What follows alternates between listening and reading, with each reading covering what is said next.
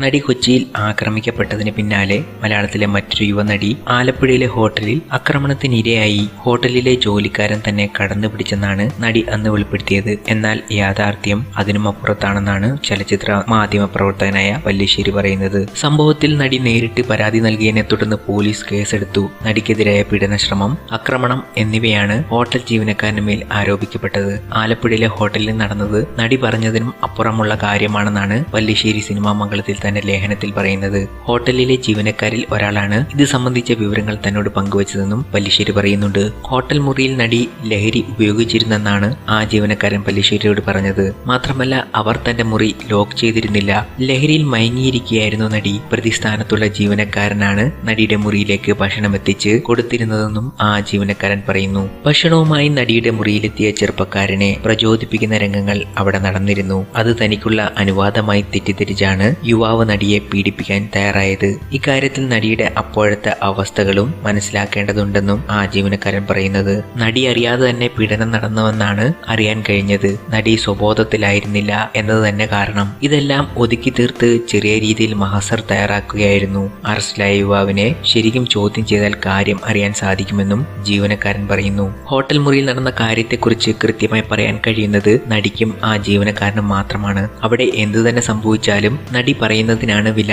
സത്യം മറ്റൊന്നാണെങ്കിലും ചെറുപ്പക്കാരൻ തന്നെ പുറത്തു പറയട്ടെ എന്നാണ് പല്ലിശ്ശേരി പറയുന്നത്. ഒരു സംശയം അവശേഷിപ്പിച്ചാണ് പല്ലിശ്ശേരി ഈ വിഷയം അവസാനിപ്പിക്കുന്നത്. നടിയുടെ രഹസ്യ ഭാഗരംഗങ്ങൾ യുവാവ് മൊബൈലിൽ പകർത്തിയിട്ടില്ലെന്ന് വിശ്വസിക്കാമോ? സംഭവ സമയത്ത് നടി അബോധാവസ്ഥയിലായിരുന്നു എന്നതാണ് പല്ലിശ്ശേരിയുടെ ഈ സംശയത്തിന് കാരണം. ഇങ്ങനെയായിരുന്നു ആ സംഭവം പല്ലിശ്ശേരി പറഞ്ഞു വെക്കുന്നത്.